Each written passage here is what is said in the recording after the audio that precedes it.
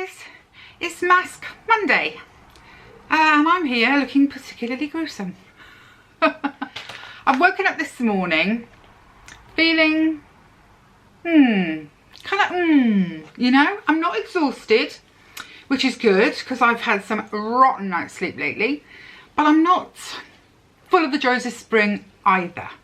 So I thought I'm going to go for a soothing one. This is the Garnier Skin Active Moisture Bomb Tissue Mask. It is, hang on, glasses. I've only just picked it out and I've forgotten. Super hydrating and anti-fatigue, and it's lavender and hyaluronic acid. Now I like lavender normally, just so long as it doesn't smell like the stuff you put down the loo. I was going to have a go at the Grace and Stella Mud Mask today, but I've had very dry skin over the weekend and I had a bit of a sort of sore dry patch here. So I'm a bit afraid to do it this week, so I think it's going to have to hold over to next week. Anyway, I'm talking away and I need to get the flipping mask on, don't I? So, oh, easy opening. And of course these are easy to get in any supermarket. Oh, it smells okay. It doesn't smell, I was worried. Sometimes lavender, they get it wrong. They get it so wrong, and it does sound like something you pour down the loo. Sound like something you pour down the loo? Smell like something you pour down the loo. Oh, it's very gooey, which is always very good. I like them very gooey. And yep, right way up. Here we go.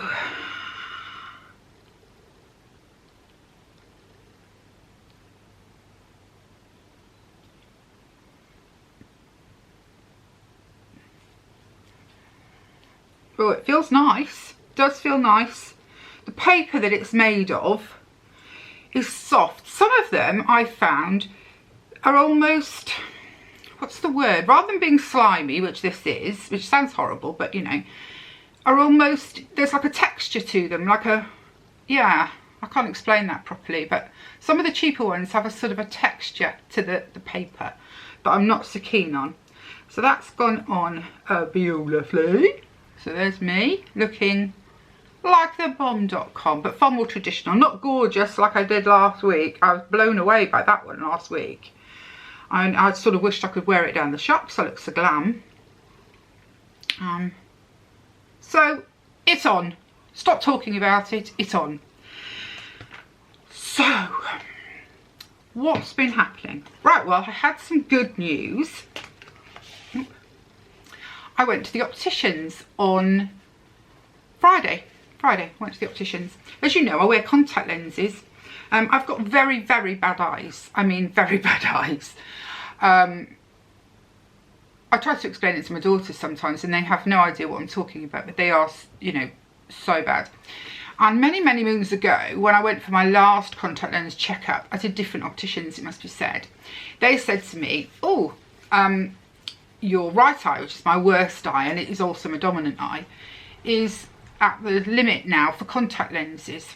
And I thought, oh my gosh, what are you talking about? And they said, well, they don't make them strong enough, you know. This is a lot, you know, if your eyes get any worse than this point here, which I was at, you won't be able to have it. So I've sort of been body swerving and doing the minimum checks at opticians, because I've always been afraid that they would say, right now, you know, you're more than that now, you know, you can't have it. So, you know, they say to me things like, can you see me a bit? I say, oh yes, oh marvellous, you know, because I know.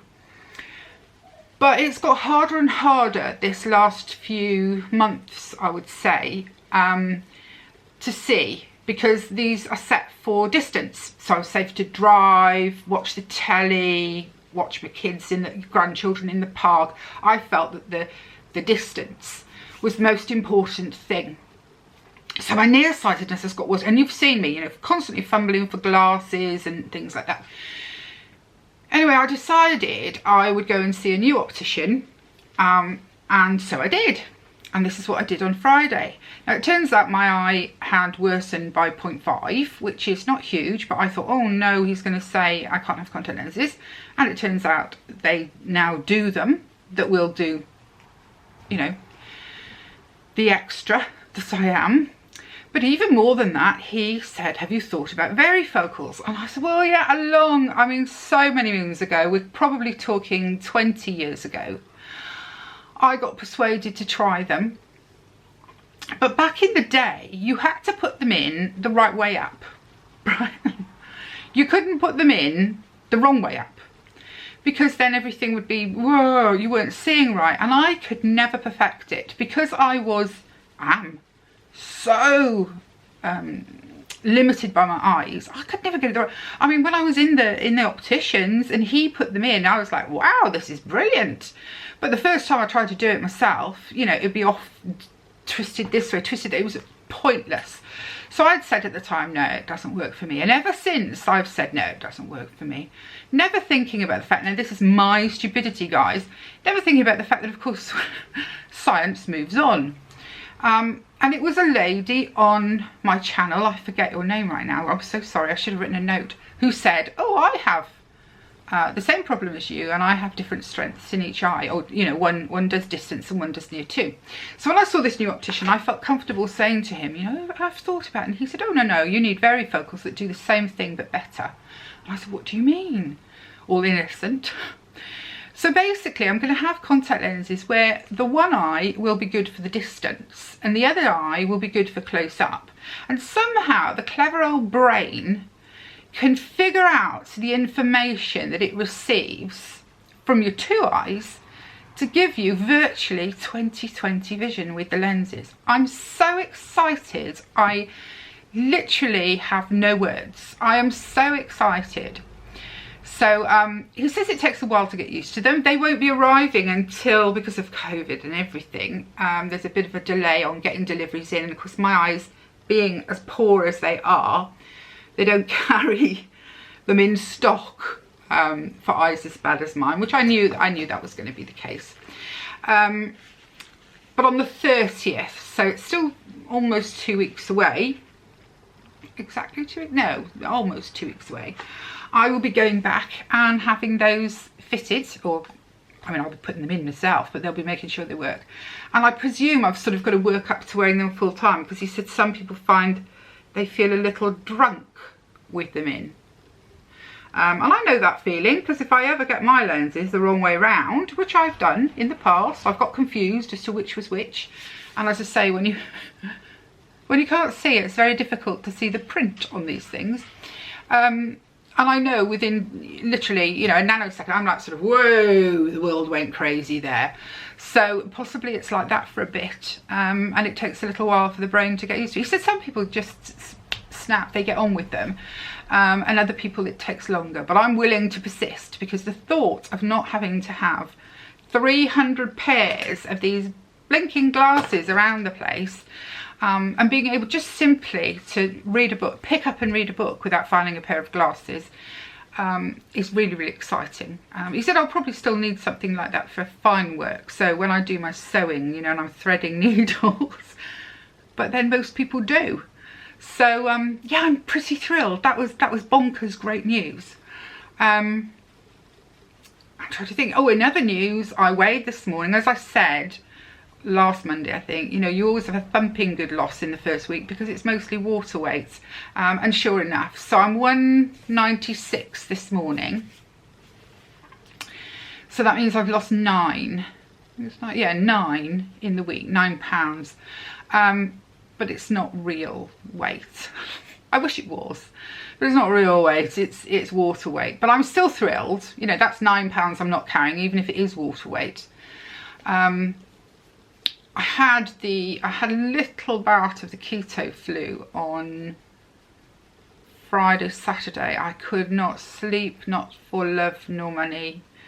I had restless legs. It was shocking. So I had a couple of really bad nights sleep. Friday and Saturday were just, Thursday and Friday were just tremendously bad night's sleep. I think I got maybe 2 hours.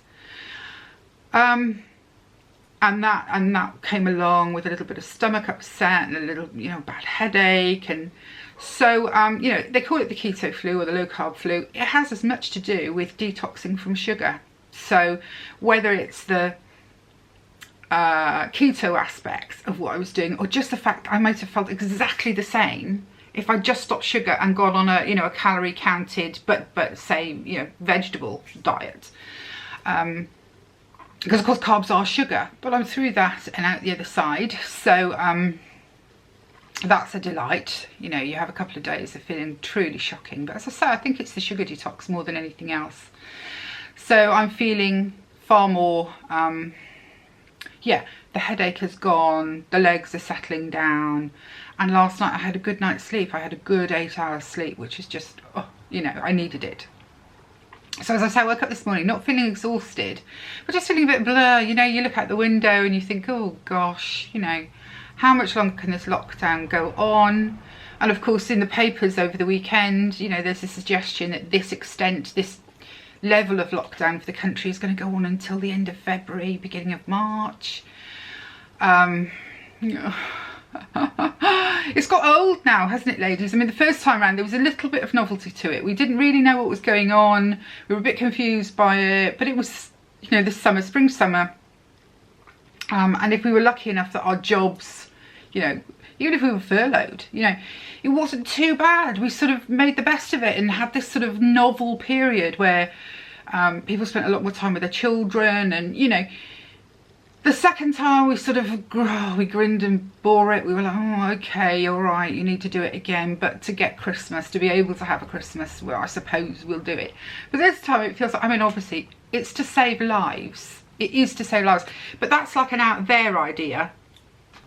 Whereas near to, when you're feeling selfish, you're like, well, why have I got to do this again? You know, it really does show, I think, the selfishness or lack of selfishness of some people, you know. I mean, the doctors and the nurses and the carers in the care homes and the supermarket ladies and gentlemen, I should say, you know, the people that are keeping going, you know, they're showing such a lack of selfishness. You know, they should be so proud every single day. And I am so proud to live in a country where, you know, people like that exist. And then you see the selfishness, usually of the young, which is a horrible thing to say because, you know, I've got young daughters and they're not selfish at all. They're lovely, lovely girls. So I'm not knocking all youngsters, please don't think I am, because there are so many that are admirable young people who do care. But you get these groups of youngsters, I mean, they have the same attitude. It's not just about corona, you know, they're the same lot that graffiti everywhere and, you know, and just misbehave generally, and it's just given them another excuse to misbehave, who keep on having these parties. And I mean, let's talk about the celebrities. What the hell are they doing? I want to know, what the hell are they doing? How are they all travelling all over the world for work and the government is not going after them? They blinking well should be, because what is work about being on a beach somewhere? I don't get it. I mean, they say, oh, I'm an influencer, so for my work I need to go to the Maldives. Well, you could say I'm a flipping, I nearly said a very rude word. You could say I'm an influencer, but I would never do that. I'm not an influencer, please don't. But I could claim that. They're just behaving, and then they have parties, and do they think they're above it all or something? I don't understand. I don't understand how people can be so selfish when I would say, in my humble opinion, you know, 90%, 95% of the population is very, very caring. Actually, I got a comment on one of my videos. It was the B&M one, and it just said, it was from a lady, I think it was a lady anyway, just said, I clicked dislike without watching. You shouldn't be encouraging people to do shopping hauls at a time like this.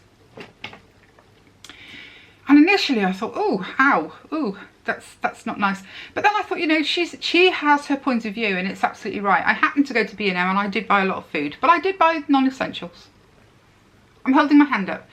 But I'd already got in the car, travelled there and gone up and down the aisles with real people to buy food. So I wasn't going to ignore the the pretties, which is maybe my selfishness. Maybe I was being selfish, and all I can say is mea culpa, maxima mea culpa. Has it put me off? Well, I'm going out once a week and doing shopping. I have to. I can't get food orders, and I am buying for, I don't show them on here, but I'm buying for my daughter and her children, and I'm buying for my mum, who hasn't been able to go out. You know, she's 79, hasn't been able to go out for ages. So no, I'm still going to go out once a week, and I visit all the shops that I need to visit, and then I come home. So yeah, I'm not going to stop it, but I can see her point of view. It is a valid point of view, and I have no issue with her saying that, and I left it to stand on the channel because we are all dealing with this in our own ways. She may very well be absolutely right, and I'm not gonna, yeah, I'm not gonna argue with her at all, because some people are really suffering, and they're going to see me doing things like going to B&M and be angry, and that is totally their right and justifiable.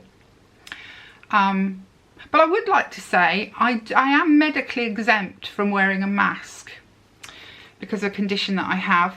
But I wear a mask. I have never used my exemption, ever. Even though I'm entitled, and I could have been issued with a lanyard. I don't, because I will get through this the way everyone else will get through this. And I just limit how long I am in a place where I need to wear a mask, and monitor it, because I don't feel that it's, I mean, if I had no one else, no, that's wrong, because there are people, I'm able to do it. I'm able to power through it, and I do it because I think it's right that I wear a mask. Fortunately, I think that we all in this house, certainly myself, my son-in-law, and my mother, I believe, had this around Christmas, not the Christmas just gone, the Christmas before people actually realised what it was. I'm pretty sure we did. I was ill over that period, and I have never been so ill in all my days. I thought it was flu, but I thought it was an extreme flu. But touch wood,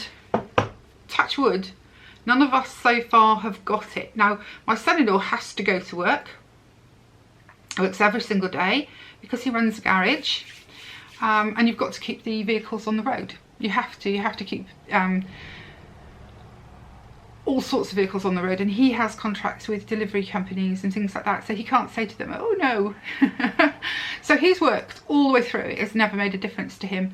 And my husband has to work a certain extent. He cuts it right down. At the moment he's doing 3 days a week out and 2 days at home, but he has said as of this week, I think, yeah, it's either this week or next week, he's going to cut that back even further to 2 days out and 3 days from home, because he's doing a lot of Zoom and all that sort of thing. So we've never been able to cut ourselves off completely up here, but we do everything that we can. So I'm going to have to edit a bit of this because I've rambled really badly about it. But we in the UK have so much to be proud of, I think, for our behaviour and for the things that we have done to try and help fight off the COVID.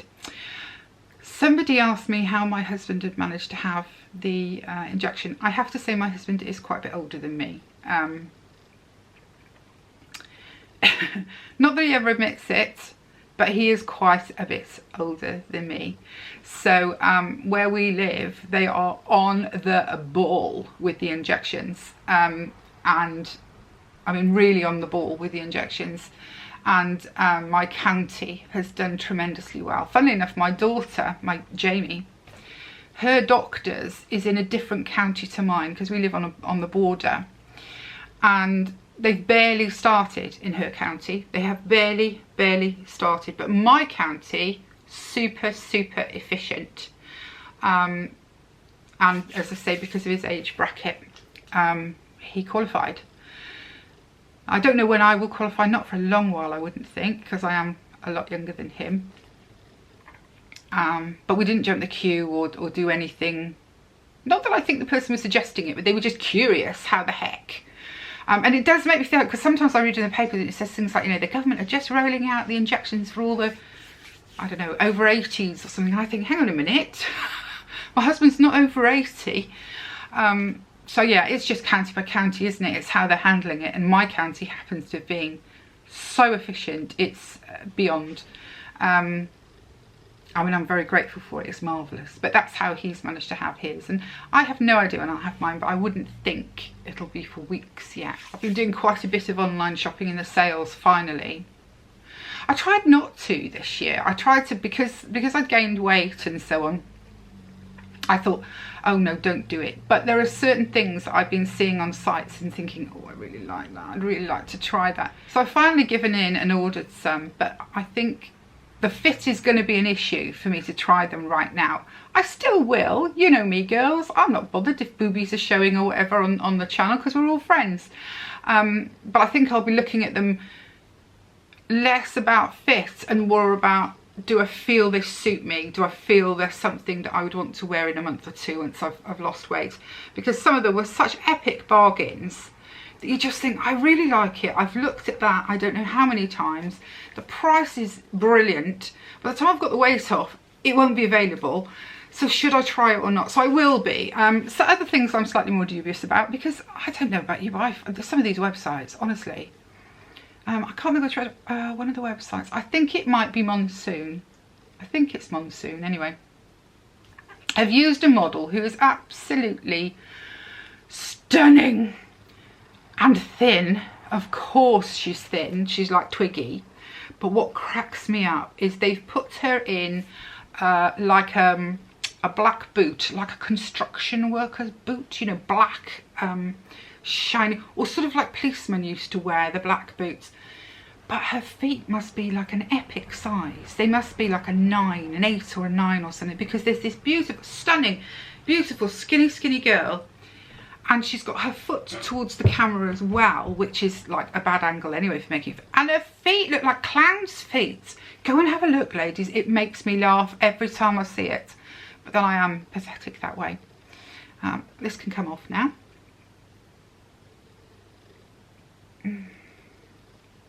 Okay, good old Garnier. I have to say, that was really nice. It was this one. I couldn't smell the lavender at all. Not at all. But it's hyaluronic based, so let's have a look. Yeah, I feel... Oh, by the way, have you noticed I've put this on? It's a disaster, ladies. I wouldn't buy it if I were you. The elastic is so tight in it that it wants to creep up your head and then ping off. If you could have seen me, I spent ages this morning trying to get it off, and I was trying to get it so the diamond was at the front. I can't figure out how you do that, but it's literally, can you see?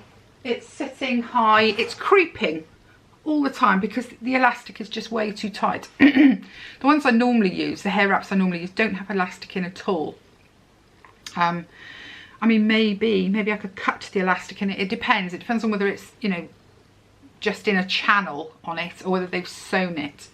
But yeah, don't waste your £2 on the leopard print unless you've got some secret method of making it stay on your head, because it's not working for me.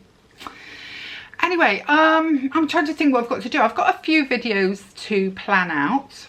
I've got the house to pull together. It's funny, there's only 2 of us, but on the weekends both of us were so lazy, and where I wasn't feeling very well, I was even more lazy than normal. Nick did me scrambled eggs and ham yesterday, because the day before I barely ate, so I was not feeling well at all. But he did me scrambled eggs and ham. You should have seen it when it came through. He'd rolled, it was sliced ham, he'd rolled it up, and then he'd arranged the scrambled egg. It's the only dish he can make, scrambled egg. The kitchen looks shocking when it's finished, and the pan takes forever to clean. That's why I bought that omelette maker, because I'm going to get him to try that. But yeah, he actually at one point said to me, you know, I really want to, and he bustled off, and he was in the kitchen for 8, considering he was making scrambled eggs. It took about 40 minutes. So he can't have been cooking all of that time, because they were actually nice scrambled eggs. But I don't know what he was doing. It was very funny, and I was just letting him get on with it. But yeah, and he'd rolled the ham. He'd obviously been, I don't know, he must have seen it on a cooking programme or something and thought, I'm going to make this look nice on the plate. Yes, So I lost my thread then. It was just so funny. It was so sweet. Yeah, I've got quite a bit of planning to do today because I really didn't get much planning done yesterday. And I've got grandchildren to look after and just my usual Monday. So I hope wherever you are, I haven't rambled too badly and ranted too badly and just, you know, made you feel miserable. And I hope you're well. I hope you're happy. I hope you did a mask. And although it's water weight, there's £9 less of me today. Okay, bye guys.